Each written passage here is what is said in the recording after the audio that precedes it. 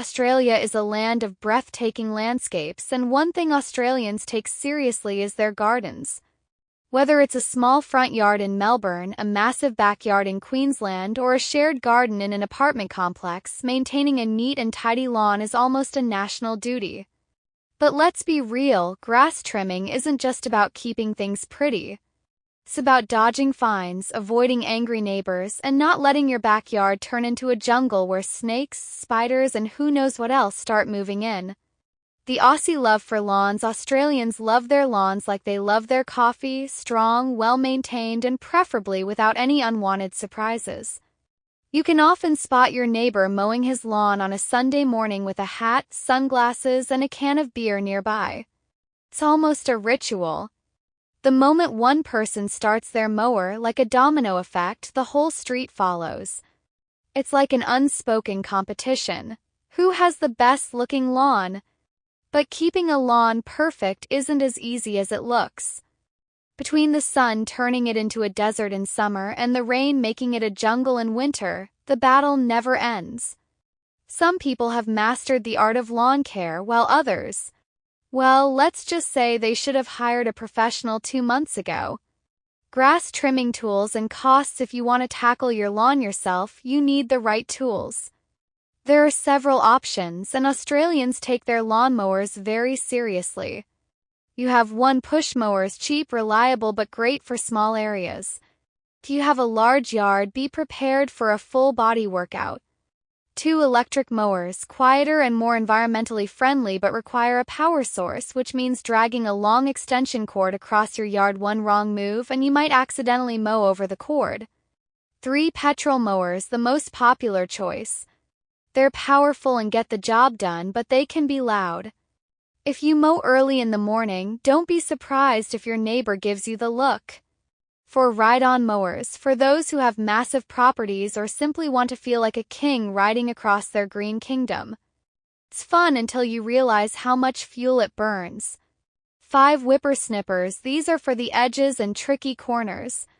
But beware, 1 wrong move and you'll be covered in flying grass and dirt like you just survived a lawnmower explosion. Prices vary depending on the type and brand. A basic push mower can cost around a few $100s, while a ride-on mower can cost thousands. Australians take lawn care seriously, so it's not uncommon to see people splurge on top-notch gardening tools. Garden maintenance schedules and government rules. In most places, councils encourage residents to keep their lawns trimmed regularly.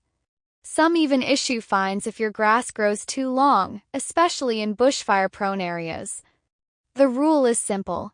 Keep it under control or you might receive a not-so-friendly letter in your mailbox. If you live in a suburban neighborhood, you'll often find that unofficial rules exist too. The moment your lawn starts looking messy, expect passive-aggressive comments from the neighbor across the street. They might casually mention how, "Oh, I see you're letting nature take over. Going for that jungle aesthetic, are you?" For those living in bushfire-prone regions, there are strict guidelines. Overgrown grass and dry vegetation can be a fire hazard, so councils regularly check and send out warnings. In extreme cases, they might even send contractors to clean up your land and then send you the bill.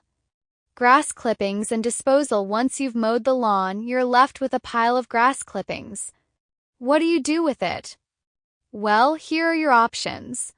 Green bins. Many councils provide green waste bins for garden clippings. But be warned, overfilling them means the lid won't close and the garbage collectors might just ignore your bin altogether. That's when you start strategically stuffing your neighbor's bin at night. Composting. If you're an eco-friendly gardener, composting is a great way to reuse your grass clippings.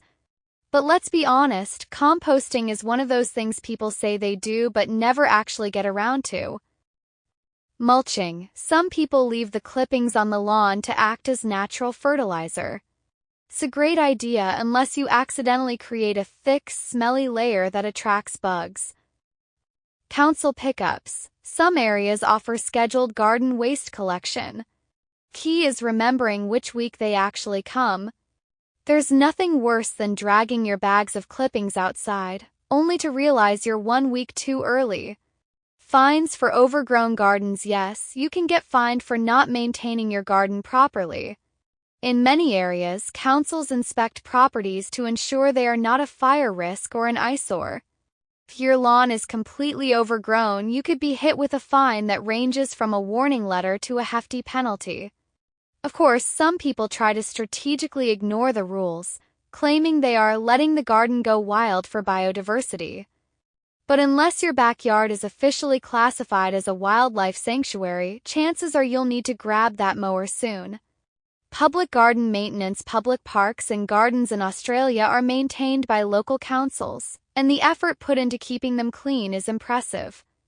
There are designated teams responsible for mowing, trimming, and making sure the plants don't turn into an uncontrollable jungle. The best part?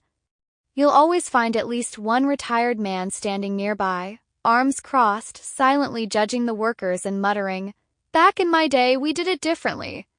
Apartment and unit living. The rules are different. If you live in an apartment, you probably don't have to worry about lawn maintenance, but there are still rules about common garden spaces. Some apartment buildings allow residents to have small plants or garden beds on balconies, while others strictly prohibit anything that might ruin the aesthetic. And if you live in a housing scheme or gated community, get ready for a whole set of rules. Some places have lawn police, that one neighbor who takes it upon themselves to inspect every lawn and report any violations to the body corporate. How Australians adapt. Australians have a unique approach to garden maintenance. Some take it seriously and treat their lawn like a prized possession. Others find creative ways to avoid mowing, like getting goats to graze in their yard. Some just let nature take over and hope nobody notices. And then there are the professional procrastinators, people who keep telling themselves, "I'll mow the lawn next weekend," only to wake up one day and realize they need a machete just to reach their front door.